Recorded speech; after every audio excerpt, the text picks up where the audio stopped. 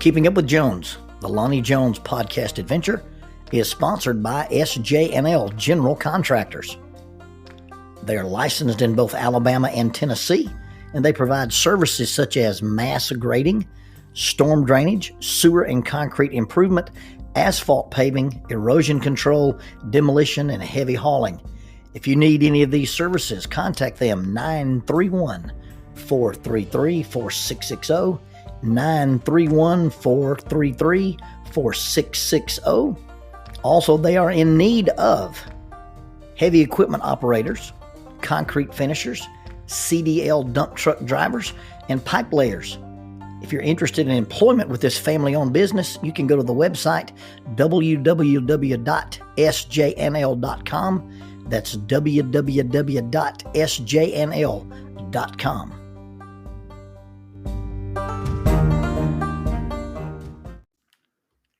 On January 10th, 2009, the fog had enveloped Kill Mountain and visibility was really limited. It was unusually warm for a January day, and I was 25 feet up in a red oak tree. Soupy mist of fog swirled around me, and I was sitting in this tree knowing that even if I saw a deer, I probably wasn't going to shoot it. If I saw a deer, it was probably going to be that little 7-point that I had seen on 3 other occasions. Maybe next year he'll be big enough to shoot with a bow. Maybe my dad will get to see him, and maybe my dad will get a chance to shoot him. About 4:30 p.m., I heard a twig snap. That unmistakable sound of a large animal walking in the woods, and I took the safety of my Ruger M77 Mark II 30-06 rifle from the full safety to the half safety position. Then the woods exploded with activity. Several does came up from the valley, and sure enough, they were being pursued by this little buck. And they ran around my tree.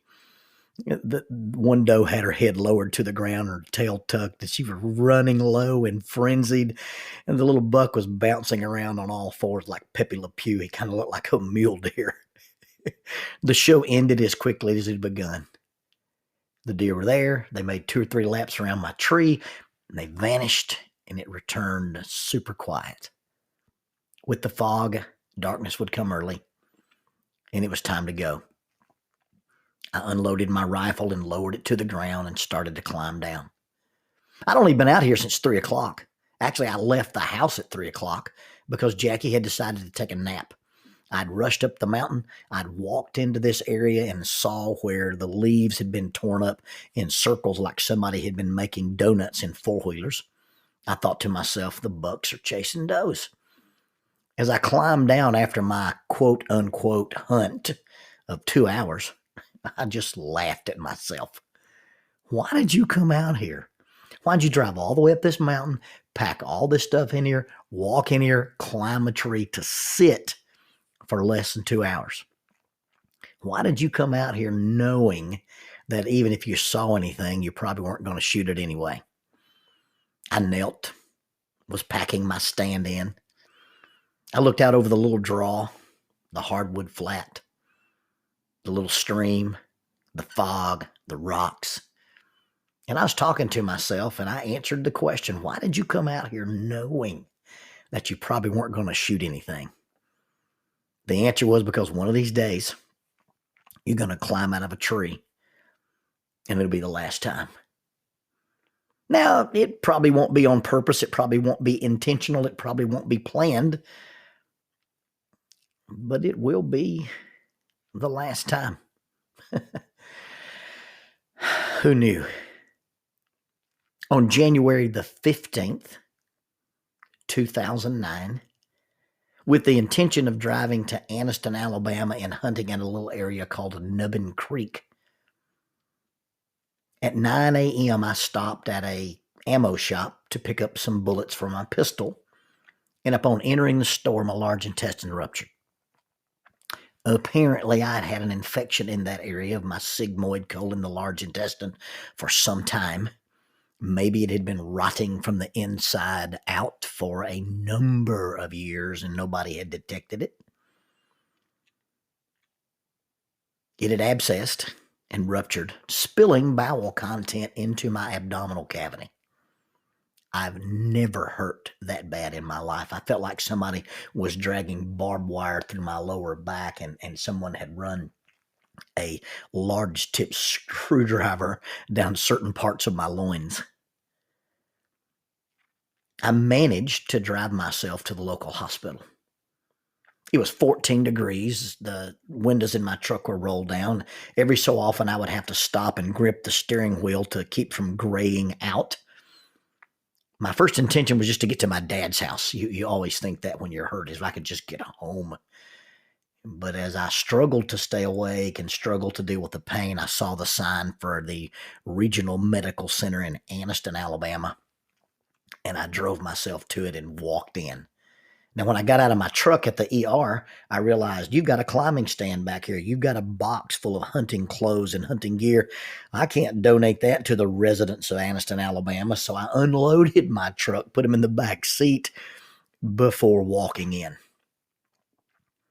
After the CAT scan, it was determined that I needed emergency surgery, and they called Dr. Sellers in from his deer hunt, or his duck hunt. I was the one deer hunting. They called Dr. Sellers in from his duck hunt, and he performed the surgery. He explained to me what he was going to do. He said, apparently you've had a rupture in something, and my guess is it's going to be your intestines, and you'll wake up.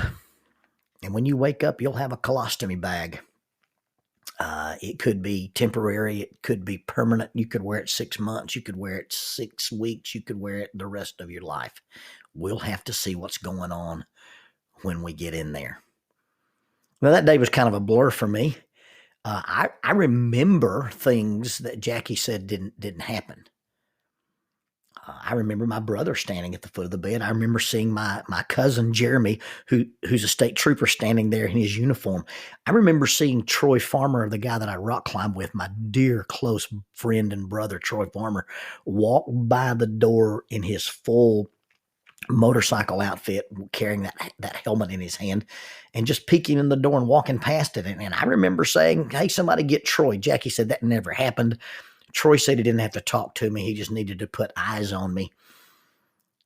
I remember Lonnie Beth walking in.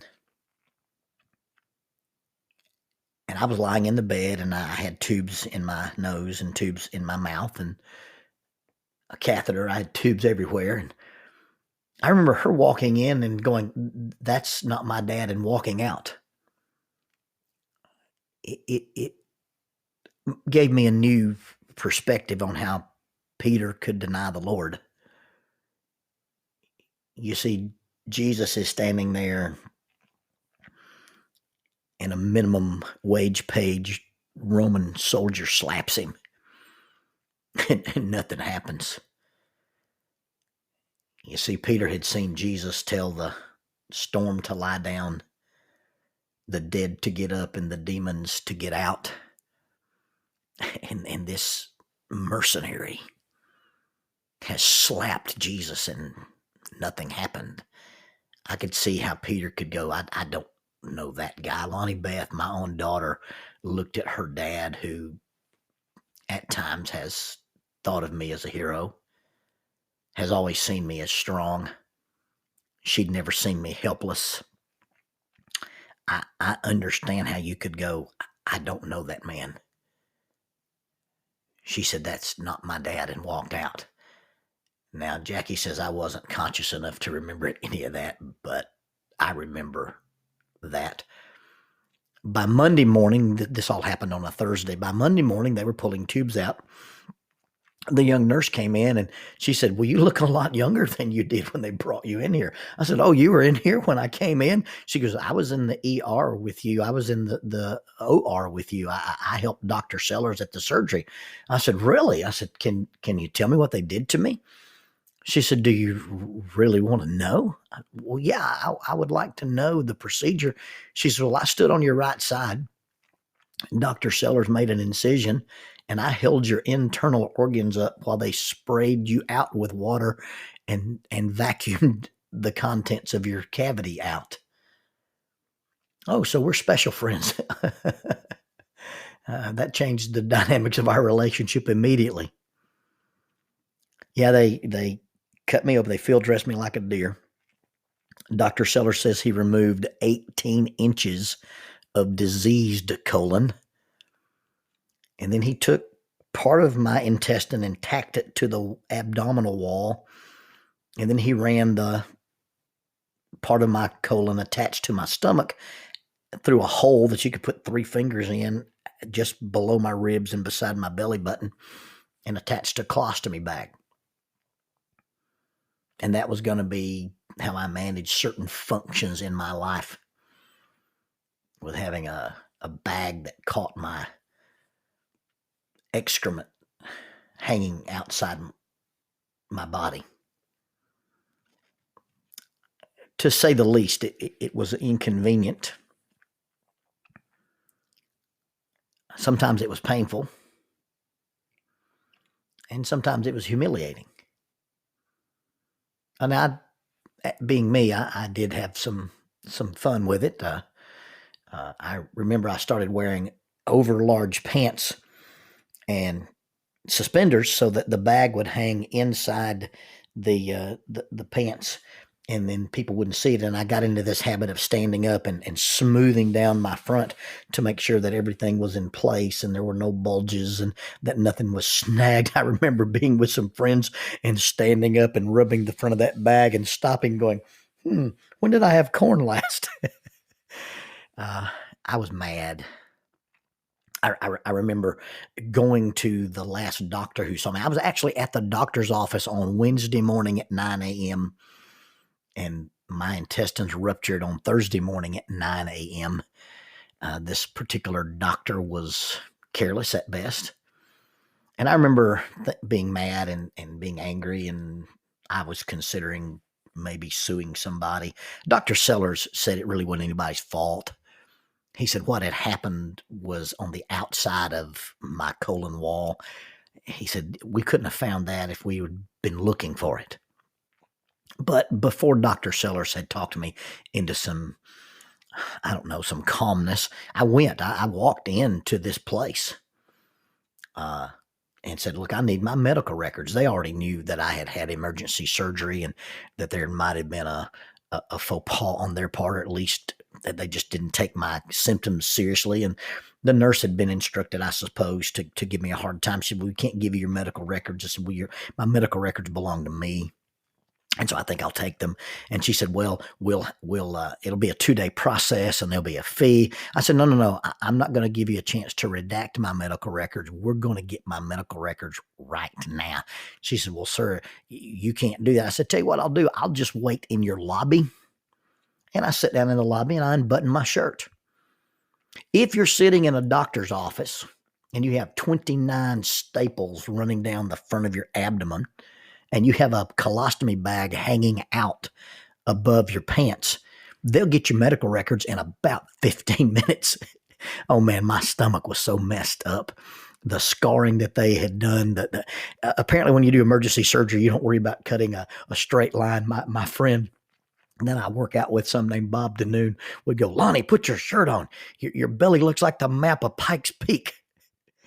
I remember wanting so badly not to miss the annual conference that I have been a guest at for as of now 20 years. Back in those days, it wasn't hardly that many, but 8 weeks after I had the surgery, I was still able to go and speak at Challenge Youth Conference at CYC up in Pigeon Forge. My daughter had been assigned to go with me because Jackie wouldn't let me drive anywhere by myself, like I need a babysitter. I remember walking up the hill toward the conference center, because in the old Gatlinburg Conference Center, there's terrible parking, so you just leave your hotel and walk up. It was cold. It was spitting snow, and maybe my exertion to come up the hill was a little more than maybe I'd planned on. And as the audience, now there's 10,000 people in this room, and I've got the Garth Brooks headset microphone on because, I'm going to keynote that Sunday morning. And I remember as the audience stood to sing, and we're going to sing this song, I'm going to take the stage, I felt that bag slide, and I knew it had turned loose. And I walked into the men's room. I hung my jacket on the stall door. I took my shirt off. I took my T-shirt off. I always carried an extra shirt and an extra T-shirt and an extra kit to repair this gasket that was on my side. My shirts were ruined. I just wadded them up and threw them away, but I couldn't get the other gasket on because of the special glue that was around the opening. So I went out, put my T-shirt back on, went out to the sound room booth, and I borrowed a guy's X-Acto knife, one of those little fold-out blades with a razor blade on it. And I'm standing in the men's room at this conference, shirtless, and I'm looking in the mirror, and I've got this gap in my side you could put 3 fingers in, and I'm trying to scrape glue off of it in the mirror, and some teenage kid walked in. He paused, his eyes flew open wide. I looked at him, I pointed the X-Acto and said, "You're next," and he ran out. He'd probably never been back to CYC. But I repaired the thing, sucked up my pride, and spoke on a stage in front of 10,000 people with poop on my shirt under my jacket. Very, very humbling thing. I realized that my life had possibly been altered. I'd climbed my last tree for the 2008-2009 hunting season. I could have very easily been on my way to have taken my last step, kissed my wife for the last time, and never had a chance to hug my daughter again. None of those things were my intention for January 15, 2009. Nonetheless, the reality of such events is very sobering. I went from being a runner, a hunter, a snowboarder, a rock climber, and a guy who does jujitsu, to my daily routine was get up and fold my cot because I couldn't sleep in the bed. I couldn't get out of a bed that was soft because of my abdominal muscles. I'd fold my cot. I'd bundle up and go for a walk.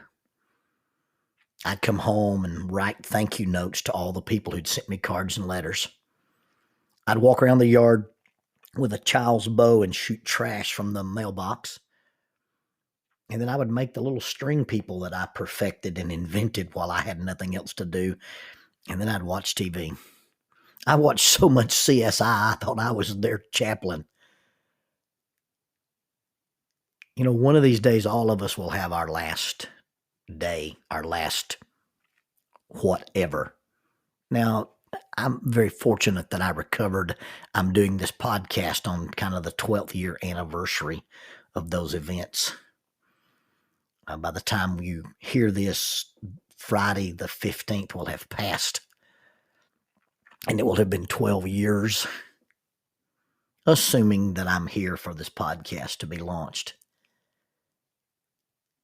But all of us will have our last day. For the majority of us, it will not be intentional. It will not be premeditated or come with much warning. But in reality, we have been warned. It is appointed unto man once to die, the scriptures say. One of my favorite movies is a movie that features Antonio Banderas, and he's an Arabian poet, and he gets attached to a group of adventuring Vikings, and they're supposed to attack or fight these mysterious monsters who come out from the fog in the mountains. One of the scenes in the movie, and it's funny that the Vikings have British accents in this movie, but they see this group of guys way off in the distance coming on the fog enshrouded mountains, and they're all the riders are carrying torches, and the Vikings think it's a dragon. They call it the fireworm. Well, Antonio Banderas rides out to get this little girl out of the field before the dragon gets there. They see a child walking, and he rides out and comes back and jumps the gate of the fortifications, and he looks at the Viking that is his friend, and the guy looks at him, and he goes, "Is it a dragon?" And Antonio Banderas says, "No, it's cavalry." And the Viking laughs and says, "I rather really preferred a dragon." But as this overwhelming force is approaching them, and they're going to make their last stand, they're either going to survive or be wiped out to the man. The character played by Antonio Banderas prays a prayer to his God.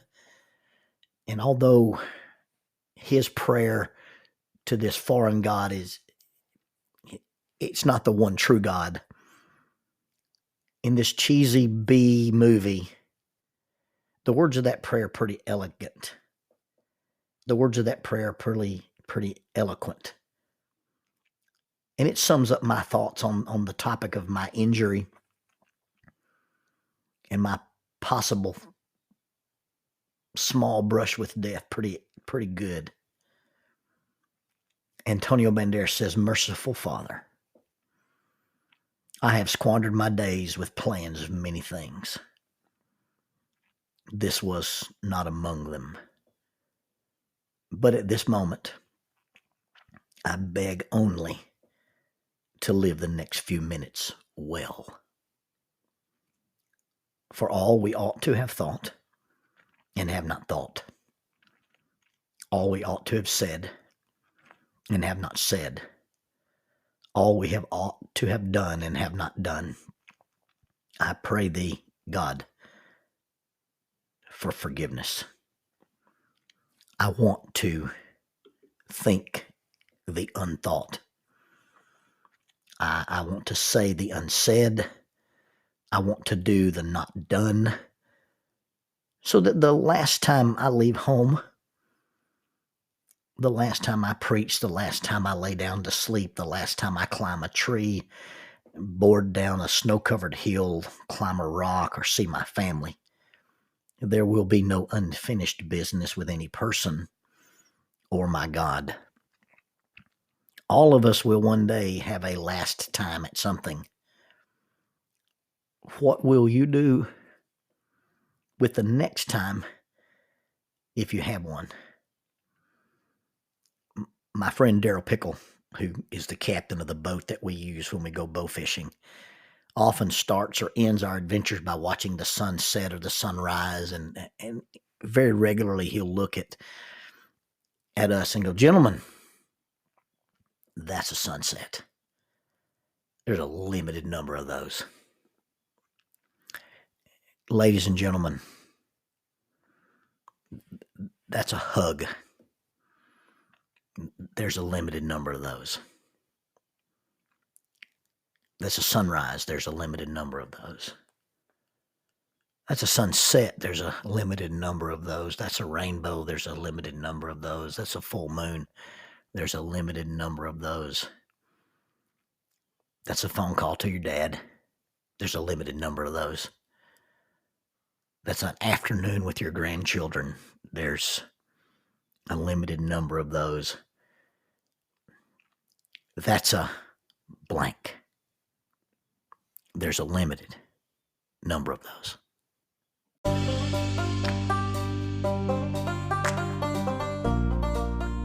There are 32 miles of cave passages in Cumberland Cavern. 333 feet underground is the Volcano Room. The Volcano Room is the site for the youth rally known as Erupt. It's an underground youth rally. It's an annual event. It takes place in October. The next Erupt is scheduled for October of 2021. Erupt is a sponsor of Keeping Up with Jones, the Lonnie Jones podcast adventure. If you'd like more information, you may contact them at eruptyouthRally@gmail.com. That's eruptyouthRally@gmail.com. Or check out their website for more information, 3 W's and a dot, eruptyouthRally.com, www.eruptyouthRally.com.